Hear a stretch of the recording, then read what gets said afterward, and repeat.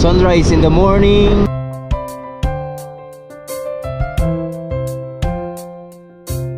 Mamas ko po!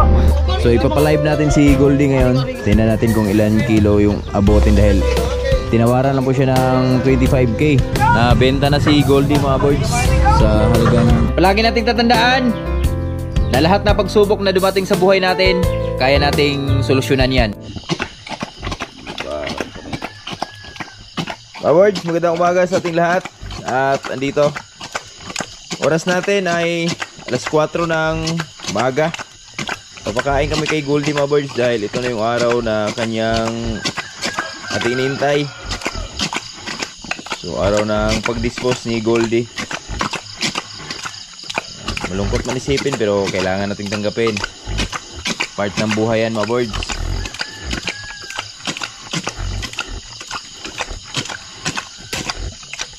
Goldie, sama ko si Tatay Riot. Morning Tay. Morning mga ka-birds. Shout out sa mga nagsaporta na itong mga sulit dyan. Samahan natin si Birds pag dispose ni Goldie. Nguhong si kita. Ingat kayo palagi. I love you. Ang dami na ng uhog to mga award. Babyo.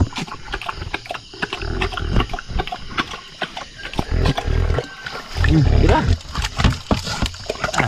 Wala na.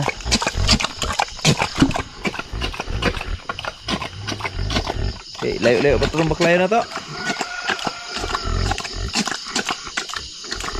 Ay, di ko tasan nyo na. Sayo man. Pwede ito din ito sa untong gawa. Ang magawa sa mga no? Hindi may pinagawa.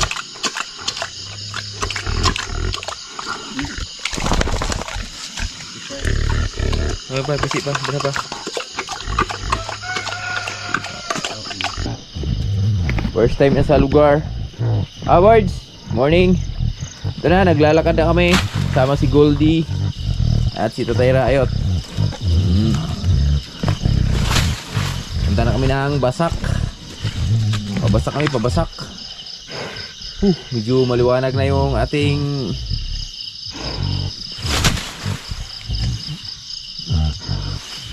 area. Ha? Op.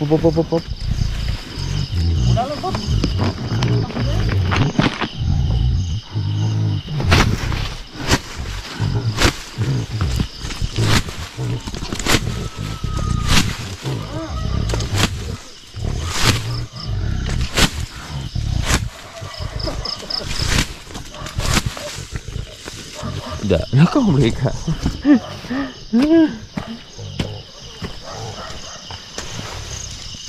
Tatakot siya mga birds eh. May mga part na meron siyang kinakatakutan kaya di siya lumalakad. Ayun na. Kaya muna. Lapit ka na sa ilog. Ligo muna tayo doon. Okay? Okay, Goldie. Goldie. Good morning, Goldie. Good morning. Gigo. Dito na kami sa ilog. Sama ang aming Goldie. Ari Goldie, ligo ari dali. Ni. Ari oh, lalong kay ari oh. Ari. Ay, wala lalom. Napaliguan siya ni Tatay Riot.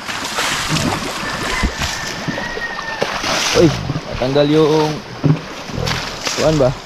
Lubog siya dia.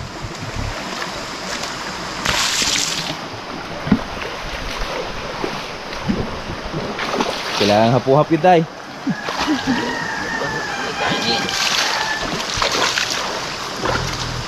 Lubog siya. May lubog.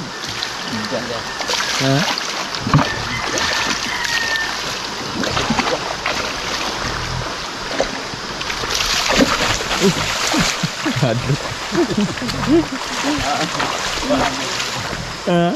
Yo! Mga words, yan. Pupunta na kami ng Basak. Sama ko si Nanay Riot. Ito na. Nanay? Ay,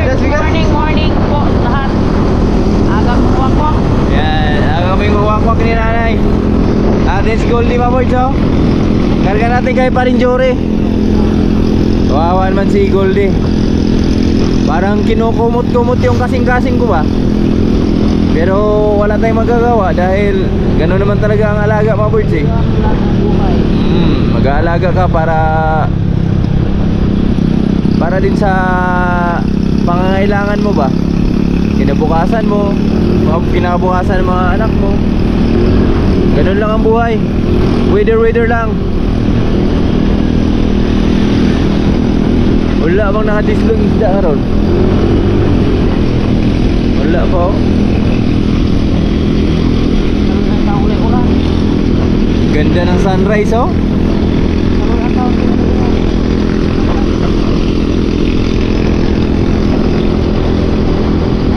Sunrise in the morning. Yeah. Gitara-gitara siguro.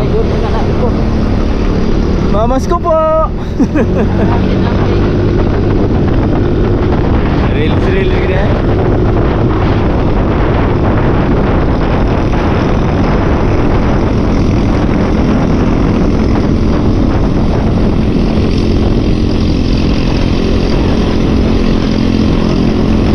Tegilid dong kau ada di gitu. Tegilid. Gila. Bangil. Bangil lah, biasa ka nga.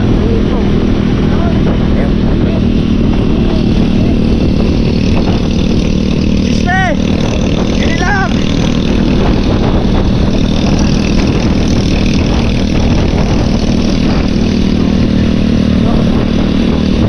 Diba na?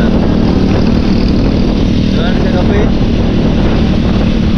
Aduh ah?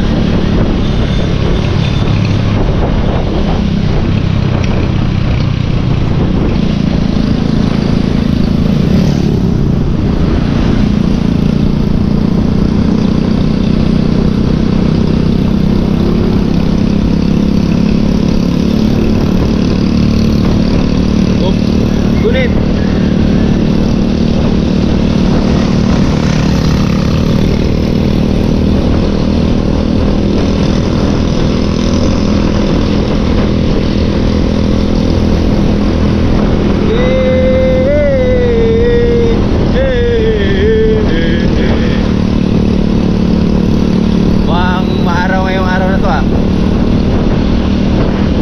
Sobrang lamig.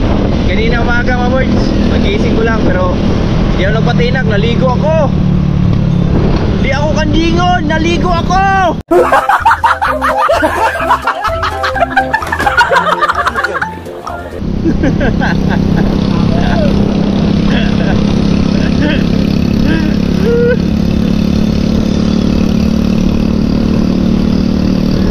Ingat ito buang sa ano di ba?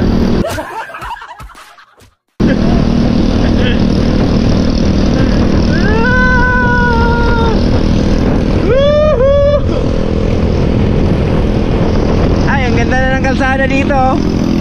Yan mga birds oh. Ito na yung kalsada dito. Dito kami sa Salgaranay Matog. Yan. Part ng Matog na to mga birds. Paggawa ng walis. Factory ng walis. Oy, still ano? Still undefeated. Tilapin nyo kung hindi road work ahead. And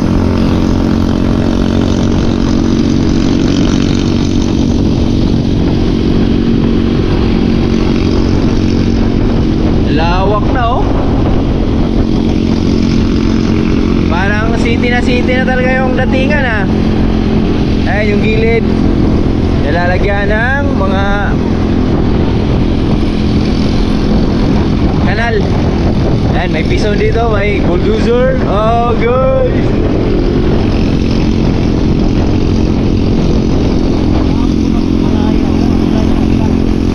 Oh.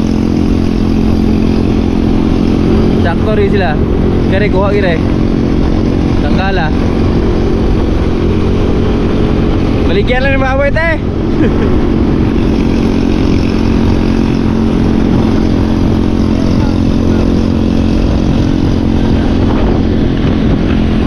Dito na kami sa stockyard mga boards. At dito na si Goldie oh. So ipapalive natin si Goldie ngayon. Tingnan natin kung ilan kilo yung abutin dahil tinawaran lang po siya ng 25k. 35k yung benta namin. So tinawaran siya ng 25k.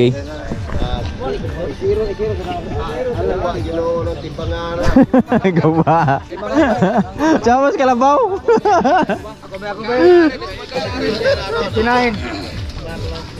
59 yun. 59 yun. Tama ko, dili balimbungan. Wala limbungan. Limbungan. Limbungan. Limbungan si Sinta ko. Ano mo tago? Zero na. Hindi uno. Zero. Tagal. Zero. Asan to tigiya? Zero ah. Hindi per. Galantor. Kaya kire matumukan ng timbangan. Zero bito gamay. Dito ba? Lagay tabla mo. Ayo. Nilubog mo noon. Tay. Tindo ka tay. Timbangay na mo wa pa kay nagkasabot ng mupalit. Mo na liha. Na kani ba yung tibangon?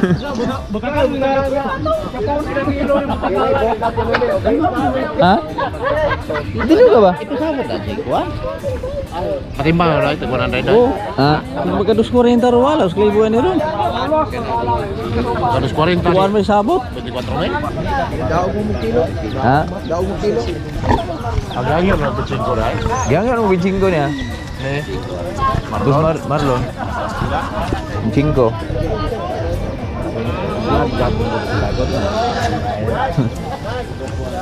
Pila ba ilas ay? Ha? 30 boss? Ay mo ani? Kana way kamera? Gani. Vlogger. Vlogger ng kuan, kumigo. Sugar kumigo. Upload din ron. Dogo mo lang peso be. Tarong nga kay. No. Matipil. Zero na na. Mo nga ni itin eh. Ginagaw 500. Ay sige. Kita na.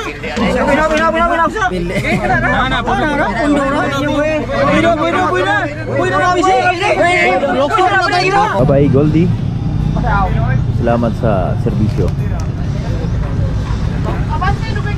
Nabenta na si Goldie mga boys sa halagang 27k. Si Goldie sa Cebu. Cebu ba? Punta ka ng Cebu. Kani minulang karga? Balik ring. Kultis ko ang Dumpi? Mo ba ba? Lagi daw gati. Ah, pinako mo tayo patimbang kaniya. Pero lagi patimbang mo? Nahali lagi patimbang mo. Ayan, pag kinasa nila. Mamaya na go. Ayaw niyo mabaki. Kamu mau dimulai barang mau tagihan baboy. Tabang mo. Ari mo. Tabang ipil? Ay kusgan na ipil. Narga na. Kung kinakusgan din basak. Si.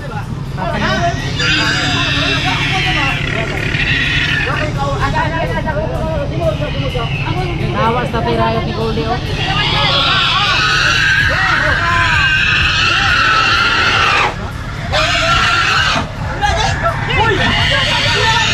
Harapan. Makyat.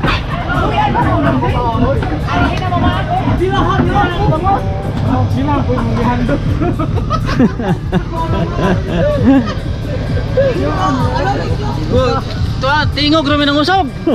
Kuot oy. Why Goldie? City.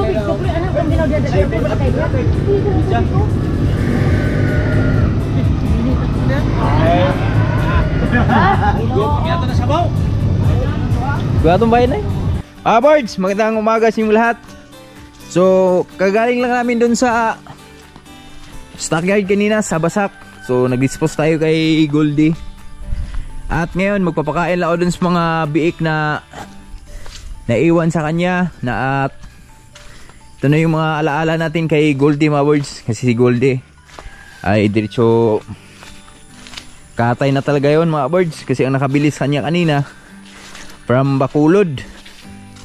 So nabenta nga natin si Goldie sa halagang 27k yung kanyang nabenta. Pero tutuusin mga birds, pag kwinenta natin loging-logi talaga dun tayo kay Goldie. Kasi ilang buwan, di lang buwan, taon natin siya nalagaan. So sa atin ay nagano siya, sa amin pa lang bago siya nagpakasta. So gumuhol na tayo ng 11 months dun. Tapos yung unang panganak pa niya ay failure. So basta loging-logi tayo kay Goldie mga birds. Pero pasalamat pa rin tayo dahil at least meron pa rin mababalik sa atin. Kasi sabihin natin lugi tayo pero di man tayo ganon ka lugi talaga. So nalugi lang tayo sa panahon. So at least meron pa rin siyang binibigayng blessing para sa atin. At ito na yung mga alaala ni Goldie para sa atin. Pakainin ko lang. Pakain lang tayo dito. Lucy oh. Hello Lucy. Good morning.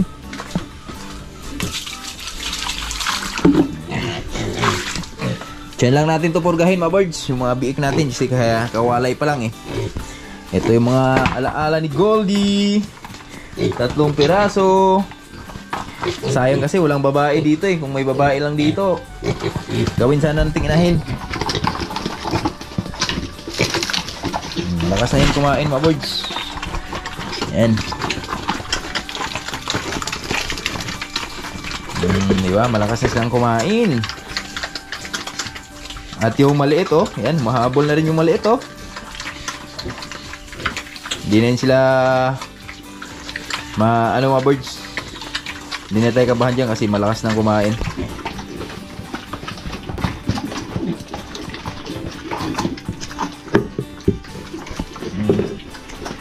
Na, malapit na maubos yung kanilang pagkain.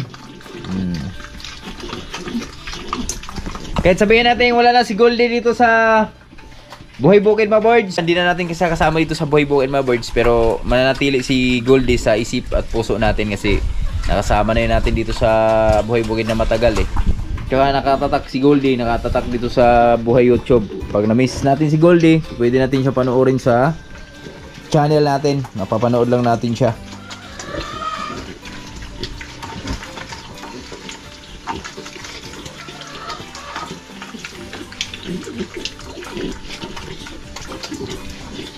Alright. So kaya sa mga kapwa ko farmers dyan, mag-alaga ng mga hayop, yan, tuloy pa rin ang laban. So wag tayong sumuko kahit mayroong mga pagsubok na dumating sa buhay natin. So kailangan natin tanggapin yan. Palagi nating tatandaan na lahat na pagsubok na dumating sa buhay natin, kaya nating solusyonan yan. Walang pagsubok na binibigay sa atin ng mahal nating Panginoon na hindi natin kayang solusyonan. Lahat na pagsubok ay may solusyon. Kaya laban lang sa buhay. Kahit mahirapan man tayo, pero laban lang. At least lumalaban tayo ng patas. So yun lang, na-share ko lang. Dito na, tapos na kumain yung ating mga biik. Alright. So bangan nyo na lang yung mga improvement dito sa mga biik natin mga birds. Mga biik ni Goldie dahil bibigyan natin ng magandang pag-aalaga to. So ibibigyan natin lahat sa kanila yung pangailangan nila, vitamina. Ipurgahin natin, tapos apply natin vitamina. So yung benta ni Goldie, naglaan ako doon ng budget para dito sa tatlo na to. So hanggat kaya natin, hanggat meron pa tayong madudukot, so hindi natin bibitawan tong mga biik na to. Yan, ito si Putoy. Yan, si Putoy. Yan, itong dalawa oh. Hello? Yan. Mababait yan, mga yan. So yun lang, hanggang dito lang muna yung video natin. Maraming salamat sa inyong lahat sa walang sawang suporta at panonood sa aming mga video. Shoutout sa lahat na viewers natin dyan, lalo na sa mga OFW natin, sa mga silent viewers, sa mga solid supporter mula noon hanggang ngayon. Yan, maraming salamat sa inyong lahat at syempre sa mga Sword family. Sword Planet, Idol Jumper Sniper, Nanay Mo Fan, at sa mga ka-Riot friends, syempre sa mga ka-boards natin dyan. At shoutout na rin sa lahat na kumpare ko dyan sa iba't ibang sulok ng mundo. Mag-ingat tayong lahat palagi. God bless everyone. Bye-bye. I love you all.